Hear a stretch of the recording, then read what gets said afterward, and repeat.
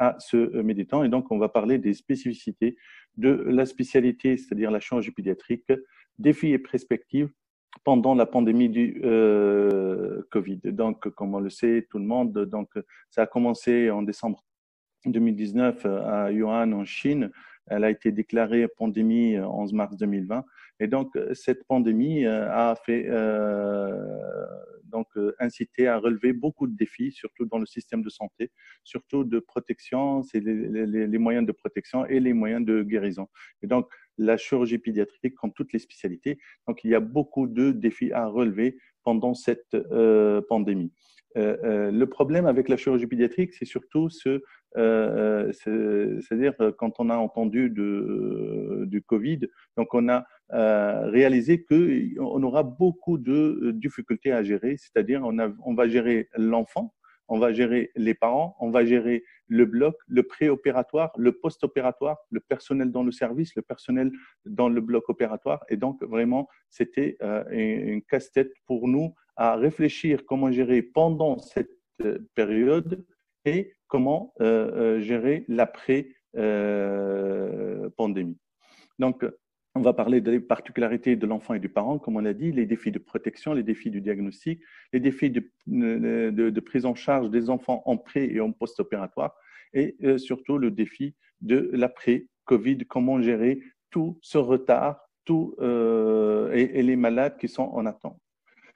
Donc, pour parler de la particularité de l'enfant, donc tout le monde le sait, c'est-à-dire actuellement, l'enfant, c'est un porteur sain, ils sont très peu touchés par ce virus, et donc c'est pour cela les cas pédiatriques sont souvent sous-diagnostiqués avec des tableaux qui sont peu symptomatiques. Mais ces enfants pourraient transmettre la maladie, même s'ils sont peu malades. Et on en a vu aussi une symptomatologie un peu erronée avec des diarrhées, des vomissements. Donc, c'est pour cela l'interrogatoire, il est très important pour rechercher le moindre signe qui peut faire suspecter un COVID chez un enfant et donc ne pas hésiter à explorer. Autre notion très importante chez l'enfant, surtout en chirurgie pédiatrique, c'est-à-dire pratiquement donc 90% des actes opératoires se font sous anesthésie générale obligatoire et donc on ne peut pas faire de l'anesthésie loco-régionale et de l'anesthésie donc locale ou régionale. Donc, autre chose chez l'enfant, c'est la psychologie de l'enfant. C'est-à-dire, il faut bien comprendre l'enfant qui va être opéré, donc il faut bien expliquer, mais il va être opéré dans une période de pandémie ou de Covid où tout le monde est protégé. Pratiquement, il est en astronaute, le personnel, quand il va venir pour faire une voie d'abord, pour l'amener au bloc. Et donc, cette peur très importante, on doit la gérer avec des moyens de protection qui doivent être adaptés chez l'enfant et surtout avec le sourire qui peut diminuer cette peur de l'enfant et des parents. Autre solution, c'est le fait d'utiliser des photos, c'est-à-dire on demande aux parents de nous adresser leurs photos, les photos de l'enfant, la surveillance des plaies opératoires, en post-opératoire éventuellement même en préopératoire, on peut faire des diagnostics à des photos avec des moyens de protection, comme on a dit, qui sont adaptés au contexte pédiatrique. Donc, essayer de trouver des combinaisons qui sont un peu, c'est-à-dire un peu qui sont faites pour les enfants où il y a beaucoup de schémas et des dessins qui peuvent être appréciés par les enfants. Pour les défis de protection, c'est vrai que la santé de l'enfant reste une priorité absolue, mais également, il y a la santé du personnel médical et paramédical qui est en contrebalance. Donc, il y a un potentiel contagieux très important. Donc, on doit protéger les patients, mais surtout protéger le personnel médical. Mais il y a beaucoup de contraintes. Il y a une activité assez importante en milieu de chirurgie pédiatrique. Par exemple, dans le service, nous, à Monastir, ça tourne autour entre 20 et 25 malades par jour en dehors des urgences. Et donc, il y a aussi des moyens de protection qui sont voire peu disponibles, voire non disponibles. Donc, si on va voir des moyens de protection dans le service et des moyens de protection au bloc opératoire et en post-opératoire, ça va bouffer beaucoup de matériel. Il y a aussi des services alliés très sollicités, la radiologie, la napath, la pédiatrie et tout, la réanesthésie. Et donc, on a le circuit Covid va être très, très complexe.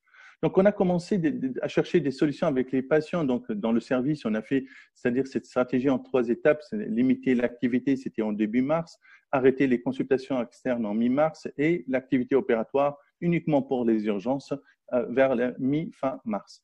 Donc, pour le personnel, on a fait un roulement du personnel. On a essayé comme ça, on diminue le personnel dans le service et dans le bloc opératoire et privilégier le télétravail avec la visite médicale et la discussion qui se fait par Skype ou par Teams ou par Zoom. Autre chose actuellement, depuis l'avènement de cette pandémie, c'est les recommandations des sociétés savantes qui ont, et dans l'Association tunisienne de chirurgie pédiatrique, qui ont conseillé de prendre toutes les précautions lors de l'accueil de patients et lors de l'examen et moyens de protection en utilisant les lavages, c'est-à-dire pratiquement comme tout le monde, c'est-à-dire les masques chirurgicaux, les lunettes de protection, les gants et les visières.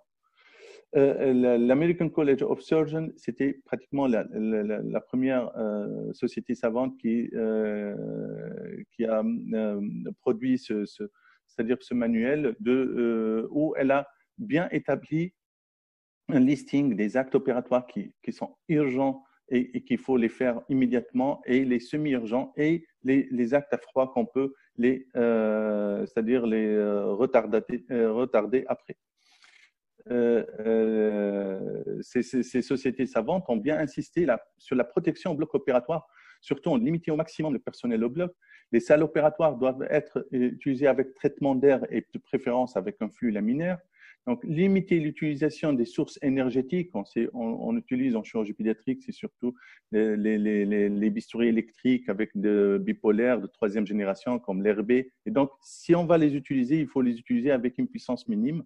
Et surtout, désinfecter les salles opératoires ainsi que l'évacuation des déchets chirurgicaux après chaque acte opératoire. Une notion capitale pour le circuit Covid en chirurgie pédiatrique, c'est pratiquement le circuit Covid ou bloc circuit Covid chirurgical ou bloc Covid. Est-ce qu'on peut utiliser un bloc Covid pour toutes les spécialités chirurgicales? C'est-à-dire ça mérite beaucoup de discussions et de décisions. Au sein de l'hôpital, par exemple, notre hôpital, jusqu'à maintenant, on n'a pas tranché. Est-ce qu'on peut choisir un bloc où tout le monde opère là-dedans pratiquement c'est comme une clinique. Et donc, c'est pour cela, la préférence était pour un bloc commun Covid, c'est-à-dire on trouve des blocs opératoires Covid-19 positifs et d'autres Covid-19 négatifs avec des circuits différents, et comme ça, on diminue la contagion des patients.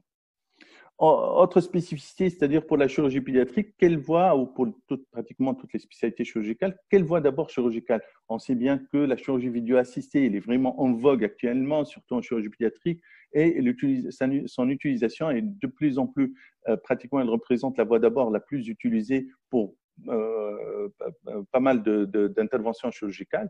Mais c'est vrai qu'elle diminue l'hospitalisation, mais il y a un risque très important avec les fuites de gaz.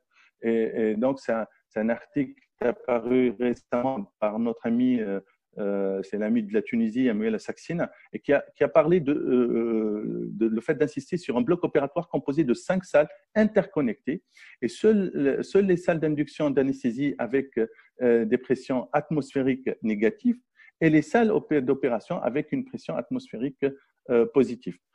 Autre chose, donc, c'est-à-dire c'est les mêmes blocs opératoires ainsi que les mêmes appareils d'intubation doivent être réservés pour les patients Covid positifs jusqu'à la fin de la pandémie. Autre conclusion de cet article, c'est qu'il a insisté sur le risque très, très important de contagion en utilisant la laparoscopie et l'endoscopie des voies aériennes. Donc, l'European Society of Gastrointestinal Endoscopic Surgery ont élaboré des principes généraux pour la chirurgie laparoscopique, c'est-à-dire il faut faire des petites incisions que possible pour éviter la fuite autour du matériel. La pression d'insufflation de CO2 doit être maintenue au minimum, et l'évacuation de pneus péritoines doit être faite en toute sécurité par un système de filtration. Les trocars ne doivent pas être à l'air, et tout le CO2 qui s'échappe doit être capturé par un système d'ultrafiltration. Donc, le retrait de ces trocars à la fin de l'intervention doit être fait après évacuation de tout le CO2. Et les drains thoraciques ne doivent pas être placés en extrême nécessité. Et donc, éviter la laparoscopie manuellement assistée. Bon, une petite conclusion, c'est-à-dire, c'est un peu, est-ce qu'il faut considérer tous les enfants comme Covid positifs? Pratiquement tous les auteurs, ils sont en train de s'accorder sur ça. Et donc, il y a ceux qui demandent une TDM thoracique dans le bilan préopératoire pour chaque intervention. Et donc une laparoscopie ne doit être faite que si un bénéfice clinique dépasse le risque de transmission virale. Et donc là, le chirurgien doit gérer cas par cas. Et donc, la laparoscopie a été déconseillée par l'Association tunisienne de chirurgie pédiatrique pendant cette pandémie de Covid-19. Donc, est-ce qu'on peut modifier quelques conduites à tenir pendant cette pandémie? C'est vrai que du coup, dès le début de la pandémie, on s'est rappelé d'un article qui est apparu par des Japonais en 2015. Et il a parlé du traitement médical et son efficacité assez importante pour les appendicites en dehors des cas difficiles tels que les abcès et les péritonites. Et donc, et dans cet article en 2015, il a parlé de situations c'est-à-dire de catastrophes sanitaires. On peut utiliser le traitement médical, et donc ça donne une guérison de 98,7% avec alternatif un séjour hospitalier qui est allongé. Donc le défi de diagnostic. Il faut faire le test. Est-ce qu'on peut faire un test Covid ou un scanner, un TDM systématique avant chaque acte opératoire? C'est une notion très débattue actuellement. Donc, une PCR sur prélèvement rhinopharyngé dans les 48 préopératoires, c'est souhaitable dans tous les cas, car l'enfant il est souvent porteur sain, mais il ne faut pas oublier qu'il y a des faux négatifs dans 30 à 40% des cas. La TDM thoracique, en cas de scanner qui va être fait dans le bilan préopératoire, donc serait-il bénéfique d'ajouter systématiquement un scanner thoracique? Mais le problème, c'est le coût élevé. Donc, pour le test, pour le diagnostic, le test, donc dans le service, on a formé une résidente et une interne du service qui ont été formés pour faire les prélèvements des enfants symptomatiques, et ça nous a facilité énormément de faire le diagnostic le plus rapidement possible dans le service. Pour la prise en charge, donc la contrainte, c'est la peur des parents, des enfants et aussi du personnel médical. Il y a aussi la stigmatisation de cette pandémie. Et autre chose, c'est le retard de consultation. Et c'est pour cela, pendant cette période, on a vu pas mal d'appendicites qui sont arrivés à un moment, c'est-à-dire tardif, c'est-à-dire dans des formes compliquées, des abcès et des péritonites. Autre chose, c'est la complexité, comme on a parlé, des circuits Covid et le bloc Covid. Les solutions, c'est facile, il faut penser, c'est surtout, il faut insister sur la solidarité de tout le personnel, la discussion, il faut discuter avec toute l'équipe dans le bloc, dans le service, et il faut avoir cet esprit d'équipe et déstigmatiser cette maladie et informer le patient, les parents et tout le personnel de la situation dans le service et dans le bloc opératoire. Donc, autre chose, il ne faut pas oublier, il faut suivre nos anciens patients. Donc, c'est des patients qui ont été opérés pour des tumeurs, pour des malformations. Et donc, il faut les appeler, il faut les suivre par des photos et ça doit être régulier. L'après-Covid, comme on le voit dans la chirurgie pédiatrique, on va se trouver dans un contexte très fragile avec des personnels fatigués, une grande pression, avec une liste d'attente énorme pour gérer tout ce retard de patients qui ont été annulés, qui sont demandeurs d'intervention pour leur enfant. Donc, on va trouver des moyens financiers restreints orientés vers la gestion du Covid, et donc un contexte économique qui va nous obliger à faire beaucoup c'est-à-dire de choix qui vont être un peu difficiles pour certains malades. Donc, la solution, c'est la solidarité, comme on l'a dit, faire un listing dès maintenant pour et éventuellement qui doit être changé selon l'évolution de la pandémie en Tunisie, faire le listing du malade prioritaire, travailler en 2 équipes matin et après-midi, mais la contrainte, c'est le personnel, surtout paramédical, et la disponibilité de ce personnel le matin et l'après-midi. Travailler le week-end aussi, ça reste une idée séduisante pour surmonter ce retard, mais c'est un problème aussi, c'est une contrainte sociale à revoir ultérieurement lors de la levée de cette pandémie. Donc, en conclusion, je vais dire que c'est un nouveau problème de santé qui s'ajoute aux anciens problèmes de la santé publique de la Tunisie qui ne sont pas encore résolus. Ça représente un challenge diagnostique avec la particularité de l'enfant qui est un porteur sain, un tableau clinique qui est polymorphe et l'accessibilité aux tests qui est plus ou moins difficile. Donc, le COVID-19 reste pratiquement en chirurgie pédiatrique et en tout le domaine médical. Ça représente, donc, il y a beaucoup de perspectives énigmatiques et donc espérons que ça va se lever et donc le plus rapidement possible et vous voir dans la plage de Monastir dans un mois ou 2 mois, espérant que voilà, et je vous remercie.